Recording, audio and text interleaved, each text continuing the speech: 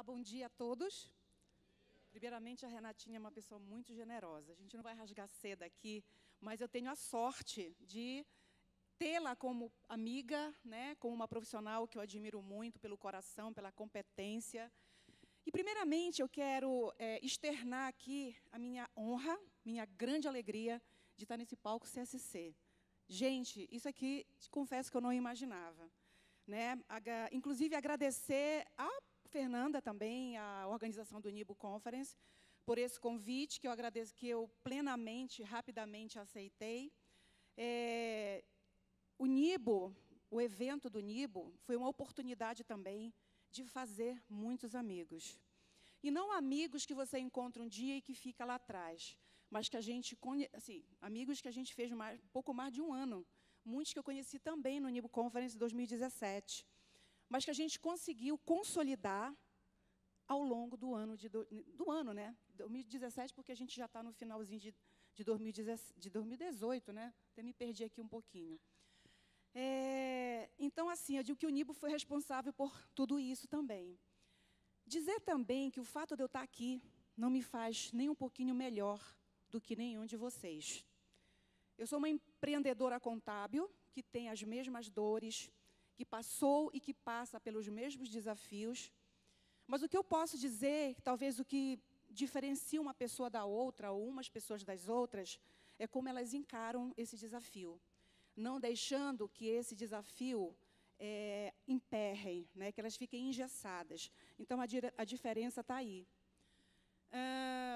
Dizer também que muitos desafios a gente passou e conseguiu superar. E, primeiramente, eu queria a permissão de vocês para poder contar um fato. Né? A gente fala aqui de conquista e liberdade, né, com a gestão de processo. Eu não trago aqui nada acadêmico, até porque não sou professora, eu sou uma profissional de contabilidade, que trago para vocês como eu consegui, através da gestão de processos, mudar de nível. Porque essa foi, eu diria que a sacada que a gente conseguiu ter.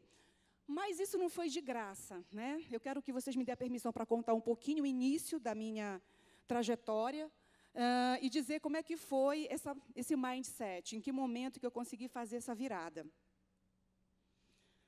Era 1994, eu estava terminando a faculdade, já era bancária, trabalhava numa agência bancária, já era assistente de gerente. E assim, não via tantas possibilidades de crescimento, porque como assistente de gerente, eu me via no máximo. Passador. Eu me via no máximo como gerente de agência. E, sinceramente, para mim era pouco. Até porque quem que não busca prosperidade? E eu via ali limitação. Então, obviamente, o que eu tive a coragem de fazer? Chegar com a minha gerência, com o meu RH, e pedir demissão da minha função de assistente de gerente. E, realmente, assim eu fiz. Pedi demissão, eu com pouquíssimo dinheiro, que eu imagino que é como muitos começam, consegui, com esse dinheiro, alugar uma pequena sala, que dava uma mesa, uma cadeira, consegui comprar uma máquina de escrever, porque, na época, ainda não tinha computador, alugar uma linha telefônica, porque, na época, não existia tanta facilidade de você ter uma linha telefônica, e, com isso, eu iniciei. Eu confesso para vocês que não tinha muito claro o que é uma visão estratégica, criar um planejamento estratégico. Não era muito claro para mim ter uma visão, ter uma missão, que é exatamente isso que hoje, quando a gente inicia uma empresa, a primeira coisa que a gente faz é definir a estratégia que a gente quer seguir.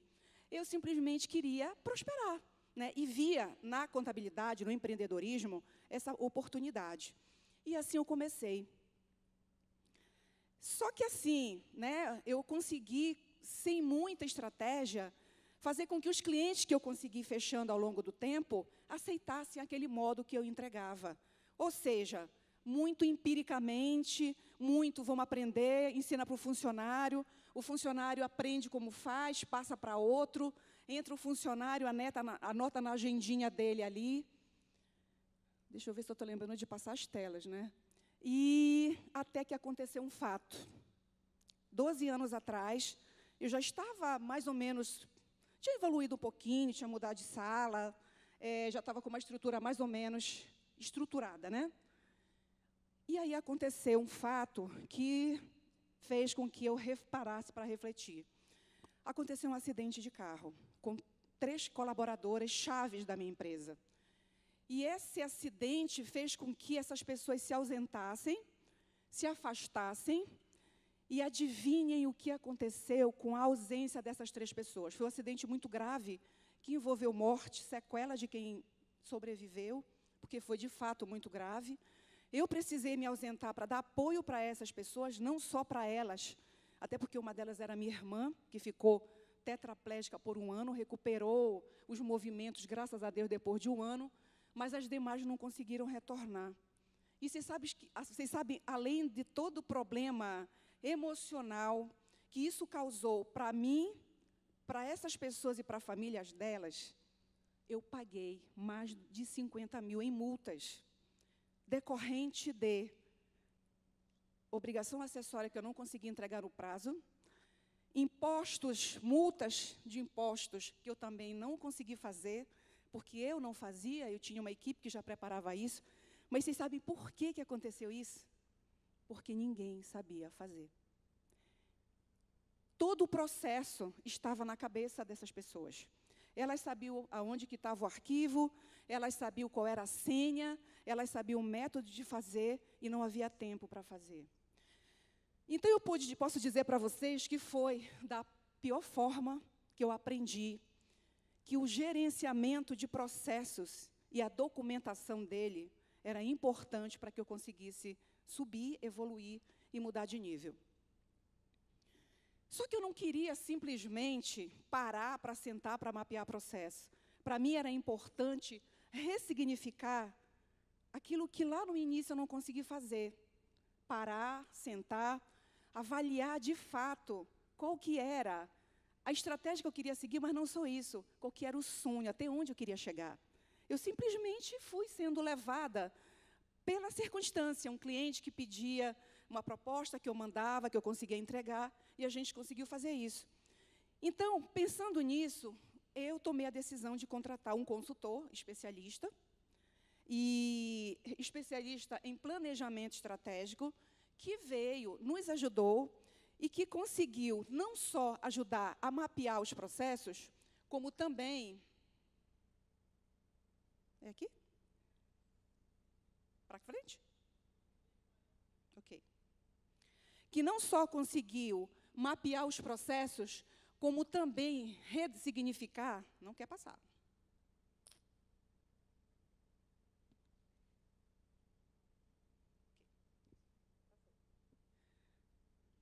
Qual o propósito que nos moveu lá atrás, quando a gente decidiu empreender? Que sonho, resgatar aquele sonho inicial, para que a gente conseguisse ter um caminho a seguir, né? E, sobretudo, saber que resultados, a partir dali, a gente esperava, a partir de um redesenho da nossa estratégia. E aí, gente... aqui, nessa plenária, né, certamente, em todas as palestras que a gente ouve, os livros que a gente lê, a gente ouve falar que metas é imprescindível para qualquer negócio. E, de fato, sim. E eu, inclusive, tenho uma crença que eu digo que quem não tem meta, onde não tem meta, não tem gestão.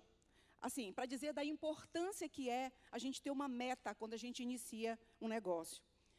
Porém, eu tenho uma crença ainda que, na verdade, o que todos nós que estamos aqui esperamos é prosperidade. Prosperidade é o que a gente busca. E se a nossa empresa não crescer, ela não tem prosperidade. Ela precisa crescer. E eu vou mais além. Todas as empresas de sucesso que eu e que vocês conhecem, elas conseguiram chegar à prosperidade porque cresceram. E para que elas cresçam, elas necessariamente precisaram montar uma estratégia. E quando eu falo em estratégia, eu não falo somente em saber aonde eu quero chegar. Quando a gente fala em meta, quando a gente fala em estratégia, a gente precisa ter claramente que ela precisa ser específica. quando eu redesenhei meu planejamento estratégico, eu já precisei pensar o quanto eu queria crescer aquele ano, quanto eu queria crescer por 5 anos. Eu nem falo em 10, porque tudo acontece hoje tão rápido, que não dá nem para a gente projetar para 10 anos, a gente já projeta hoje para 2. E nessa questão de reflexão de meta, eu redefini assim, hoje eu tenho tantos clientes, cada um tem, eu tenho esse segmento, eu faço dessa forma, quero faturar X, quero ter uma lucratividade de X. Então, a meta, ela precisa ser específica e mensurável. Porque o cérebro é uma máquina tão perfeita que, quando a gente mapeia e a gente escreve, o universo se abre. Isso não é simplesmente uma questão espiritual, é uma questão, eu diria, científica, né?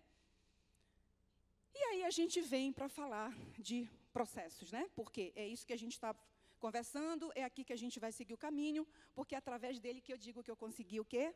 A liberdade. E aí eu pergunto para vocês, todas as empresas têm processos?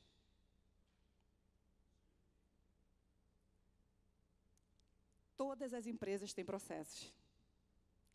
Quando a gente tem um produto ou um serviço que ele passa por um processo de transformação e depois ele passa por um processo de entrega, já ocorreu um processo. O que a gente sabe, né, o que a gente vê, é que algumas empresas, ou a maioria, né, elas não têm processos mapeados e documentados. E é disso que a gente está falando. Mas todas as empresas têm processos. E aqui eu conto um pouco para vocês que, quando a gente pensa em ter processo, ele tem um objetivo. É uniformizar a forma de entregar. Porque se você não tem um processo mapeado, cada um faz de uma forma. Quando você mapeia, você dá a direção para quem está fazendo.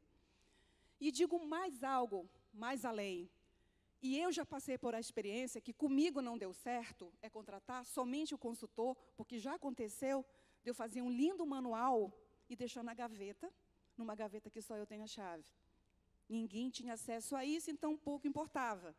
Ontem, inclusive, na trilha que a gente participou sobre BPO, uma colega, acho que foi a Lilian, ela comentou que lá na empresa dela, ela já evoluiu no processo de escrever. Ela grava vídeo e faz com que cada um assine. Isso para dizer assim, o quanto que é rico a questão do que é inovação. Porque a inovação está no fato do compartilhamento.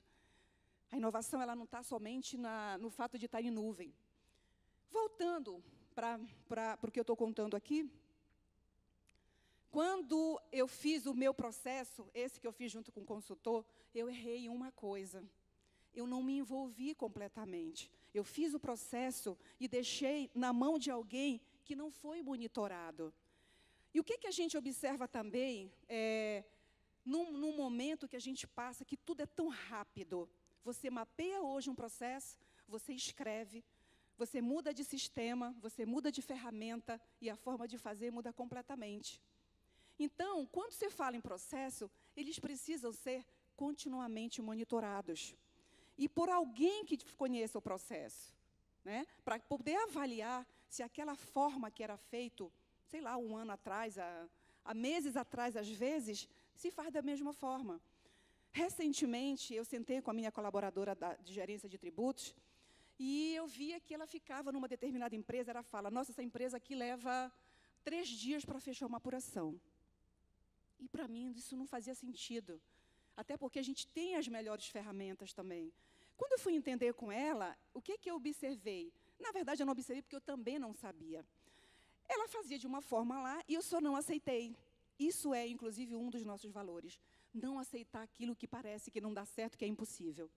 Chamei o desenvolvedor do sistema, mostrei para ele e disse, olha, se eu implantar a ferramenta que a gente tem, inclusive, levado para os nossos clientes, eu não vou poder indicar, porque está me dando mais trabalho. Me facilita na contabilidade, me ajuda a integrar a contabilidade digital, mas ela me atrapalha no meu processo de apuração fiscal.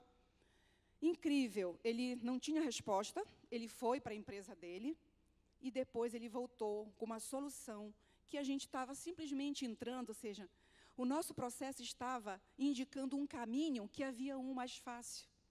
E com esse caminho, ele gerava um arquivo que ela conseguia separar por CFOP e já ia direto para a contabilidade. Aquilo que ela levava 3 dias, a gente reduziu. O que eu quero dizer com isso? Que uma empresa, ela é um organismo vivo. Ela precisa ser constantemente monitorada.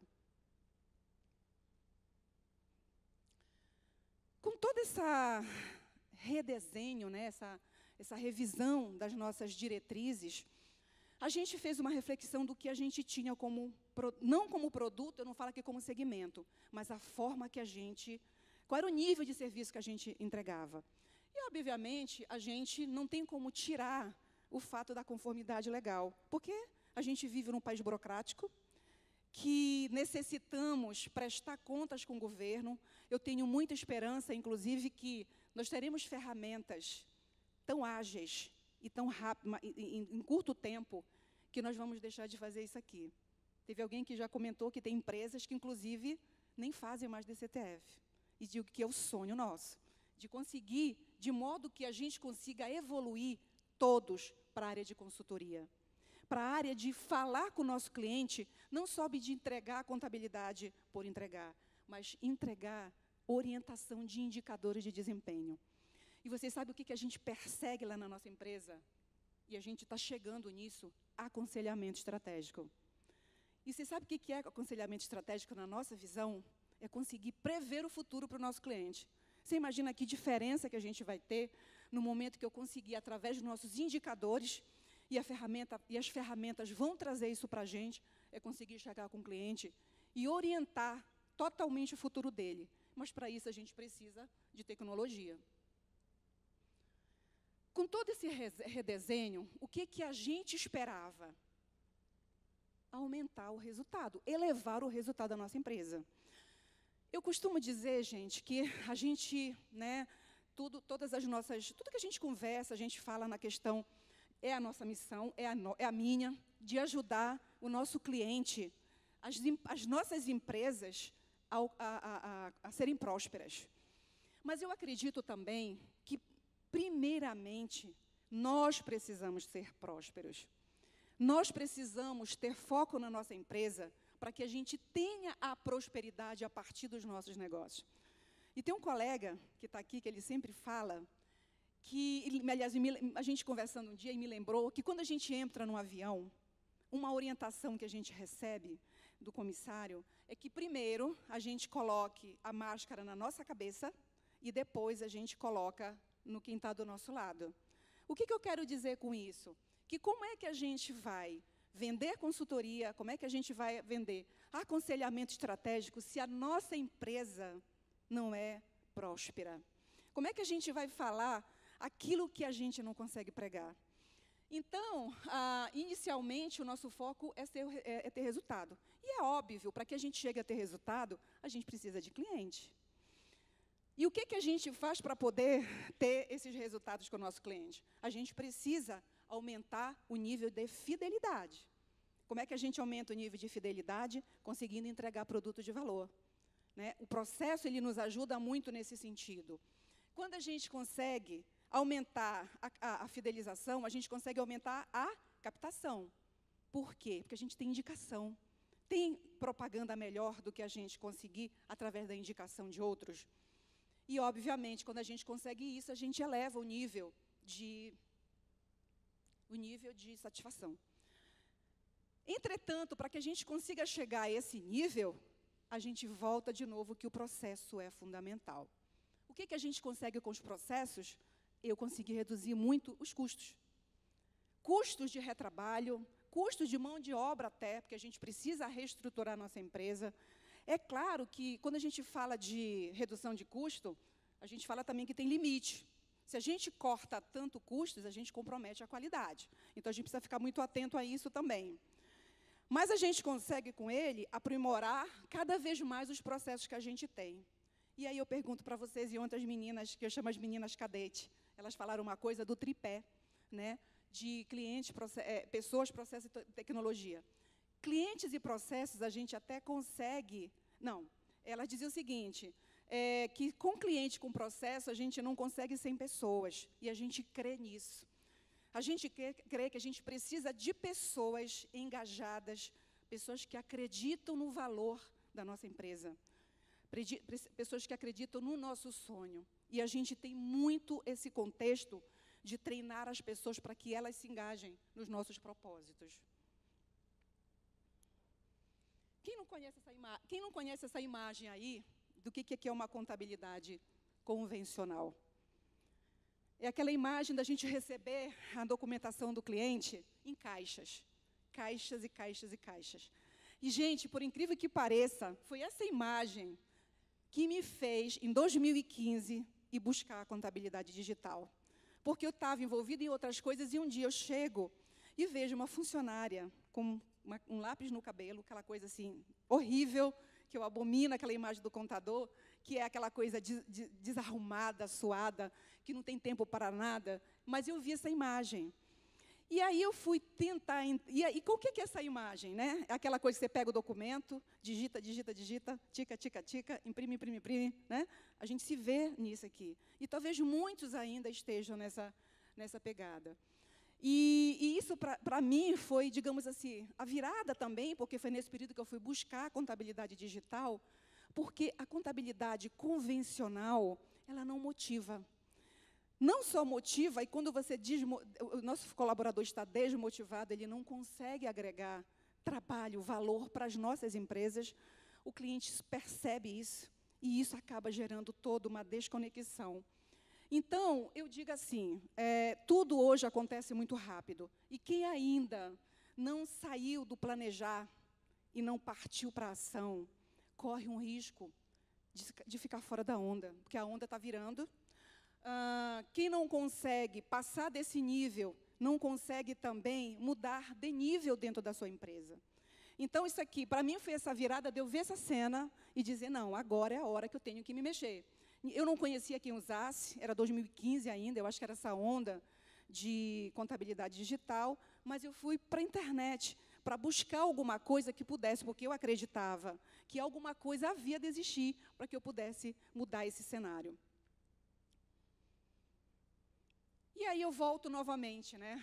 Quantos de nós ainda estamos no planejar, planejar, planejar? Né? A gente acredita que o planejar e agir, eles andam de mãos dadas. É necessário que a gente pare e, às vezes, até não cair na armadilha do conhecimento.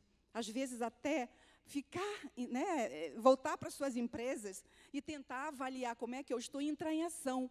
Porque são tantas informações que aparecem diariamente que a gente acaba se prendendo naquele novo que aparece, naquele novo sistema que alguém te contou, daquele novo programa, e a gente não consegue sair do zero.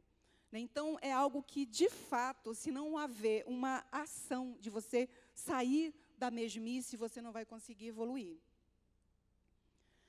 Quanto tempo eu tenho? Tá. O que a gente fez de novo depois dessa reestruturação, depois da redefinir a diretriz, foi criar um departamento que a gente chamou de T&D. O que é o T&D? A gente focou em criar eu chamo de um conselho administrativo que reúne semanalmente para avaliar como estão as ações, aquela ação que a gente planejou no nosso planejamento estratégico e, de fato, acompanhar a evolução. E o mais legal disso, que isso é novo, isso eu posso dizer que essa nova reestruturação eu fiz novamente há 2 meses atrás, porque a gente passou por um processo de mudança interna na empresa. E eu digo que o agir é importante, porque em 2 meses vocês vão conhecer o que a gente conseguiu fazer, criar um departamento, contratar outras pessoas estratégicas. Eu lembro que alguém dizia o seguinte, quando você contratar um contador, avalie também se ele é só técnico, porque a gente precisa de pessoas estratégicas dentro da nossa empresa. E, com isso, a gente conseguiu dar passos, porque essas pessoas que se reúnem semanalmente, elas têm o papel de acompanhar, inclusive monitorar se aquela ação que a gente colocou lá atrás, ela está sendo desdobrada. E, quando eu falo em desdobramento, eu me refiro sempre estar ligado à tarefa do dia com a minha ação estratégica. Elas precisam estar ligadas, elas precisam estar conectadas. E aí, isso aqui eu conto assim com muita alegria, porque quando a gente migrou para a contabilidade digital, eu não tinha me dado conta, porque não deu para pensar tudo, que a mesma pessoa que antes contabilizava, pegava o documento, digitava, lançava no sistema contábil, depois gerava, depois ticava, era a mesma que ia se envolver com a plataforma digital que eu ofereci para o meu cliente, que o meu cliente já alimentava, porque aqui não é o propósito da gente contar como que a gente conseguiu colocar o Nibo em 90%, 100%, que hoje a gente tem nas nossas empresas, naquelas que têm um perfil, né, porque, obviamente, para grandes empresas a gente já pode ter um outro perfil. Mas essas pessoas, elas se perderam, porque a gente tinha um processo que era para fazer contabilidade convencional. Quando eu entrei com a contabilidade digital, elas não sabiam como fazer, porque não tinham o que fazer. E para mim também ter que parar para dizer, olha, a partir daqui, você vai entrar no sistema, você vai verificar se o documento está anexado, você vai verificar se o banco está conciliado, para que depois você importe. E eu perdia horas. Eu, no caso, funcionário, mas nosso, porque a gente perde o tempo, custa dinheiro para a gente. E aí a gente teve uma sacada, que o que a gente redesenhou, isso que eu falo que é novo, que a gente já entrou em ação. Entrou um coordenador contábil, porque é preciso ele acompanhar, que faz parte do meu conselho, né, que se reúne para poder monitorar essas ações, e todos passaram a ser assistentes contábeis, que pode ser um analista também. E o que a gente fez de novo? Contratamos uma auxiliar administrativa, com um salário mais em conta, porque a gente não pode pensar de um contador que tem um salário maior dentro da nossa empresa, ficar dentro da plataforma digital, arrumando aquilo que o cliente não fez. Porque o cliente até entendeu que ele tinha que deixar a plataforma pronta. Mas o meu colaborador contábil, por ter outras empresas para fechar, ele deixava uma aplicação financeira que era só um resgate, que era para dar um ok e estava fechado. Era uma despesa bancária que ele poderia simplesmente dar um ok e que a contabilidade estava fechada e ficava. E rendia, e a gente não conseguia avançar. Com essa entrada desse assistente, ele assumiu, foi treinado, claro, porque precisa ver o treinamento, e entendeu qual era o papel dele, dentro dessa organização, que não era menos do que o contador que estava ali, levando as informações, levantando indicadores de desempenho. E aí, com isso, a gente conseguiu que ele fizesse em torno de 45 a 50 empresas no mês. Ele prepara, o cliente faz, ele entra na plataforma, ele verifica aquele que não está conciliado, ele fecha alguns lançamentos que normalmente o cliente não faz, ou porque ele esquece, ou porque para ele não é importante, talvez, na avaliação do fluxo de caixa dele. E ele gera o arquivozinho e passa e importa para o sistema contábil. O contador entra a partir daí já para trabalhar nas análises. E aí, assim, um valor sempre muito importante para nós é o relacionamento com o cliente. A gente entende que é um pilar, e eu diria que é o pilar mais importante. Porque, assim, todos nós queremos aumentar, a gente falou em prosperidade, a gente falou em crescimento, a gente falou em aumentar cliente, mas como é que a gente consegue falar em crescimento sem perder a qualidade do relacionamento? E o que a gente fez que houve um impacto impressionante para o nosso cliente? A gente escolheu um analista, que já é um analista mais preparado, é um analista mais maduro, que já passou pelo treinamento de controladoria, porque a gente tem aquele de desenvolvimento. E aí a gente desenhou como é que a gente ia conseguir manter o contato, o relacionamento com todos esses clientes, sem perder a periodicidade, porque a gente não ia conseguir mais ir cada mês para apresentar os resultados. A gente gravou vídeo. Então, o assistente, o auxiliar, prepara o arquivo digital, né? Passa para o sistema contábil, o assistente trabalha as questões contábeis, os CPCs, tudo aquilo que é importante, e ele e mais alguém dali do assistente assume o vídeo. E olha o que a gente conseguiu de resultado.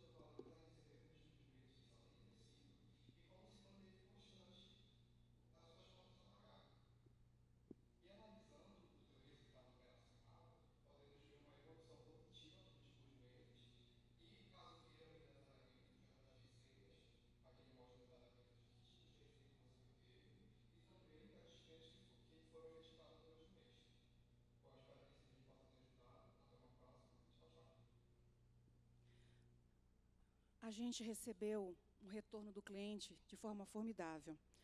Não que isso vá substituir o relacionamento que a gente construiu com ele. Isso vai dar a percepção de que ele consiga entender o porquê que ele tem que alimentar a plataforma.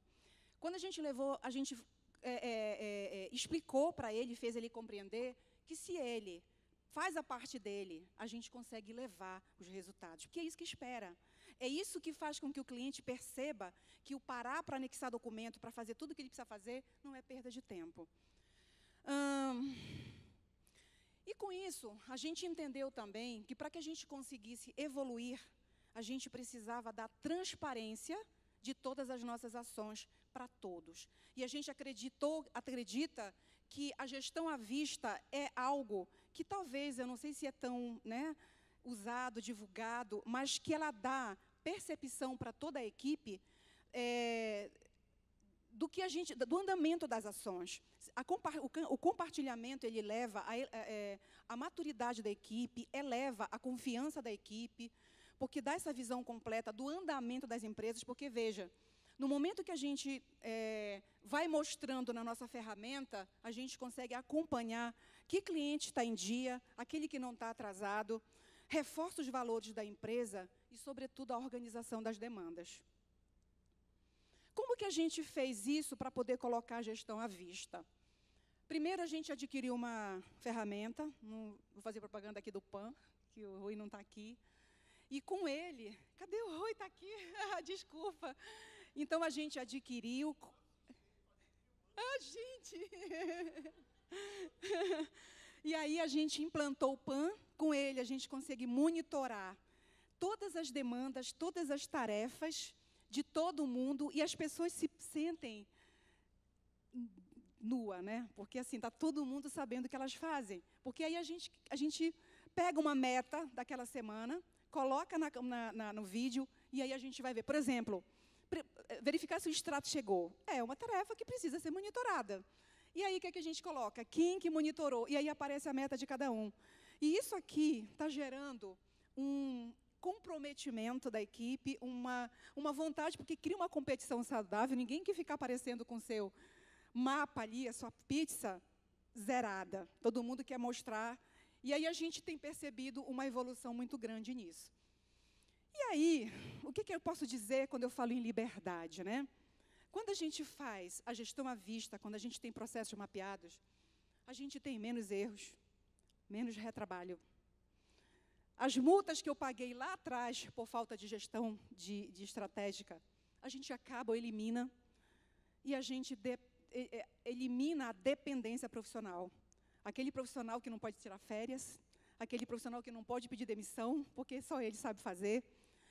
É um compartilhamento de mente, né? Todo mundo sabe o que tem que fazer. E a gente também tem, com o mapeamento de processos, a gente consegue ter mais aumento da lucratividade, a gente consegue ter capacidade de escala, eu acredito nisso, a gente pode ter mais clientes com menos pessoas, isso é redução de custo, a gente consegue padronizar, uniformizar os processos. Para quem busca a ISO 9001, é um ponto referencial para isso, o cliente tem mais percepção de valor. E a gente consegue ir para onde? Para a contabilidade consultiva. Gente, não há contabilidade consultiva sem qualidade nas informações. E para que a gente tenha qualidade de informações, a gente tem o quê? Precisa ter qualidade na entrega. E aí eu consigo dizer para vocês que a gente consegue mais liberdade. Aquela liberdade tão sonhada, né, que todos nós temos. E aí eu faço uma pergunta para vocês, né? O que é liberdade para você? Para mim, eu amo chegar 17 horas, numa quinta-feira, a gente tem um rio maravilhoso lá em Belém do Pará, e eu adoro ir para lá para fazer nada, para ver o pôr do sol.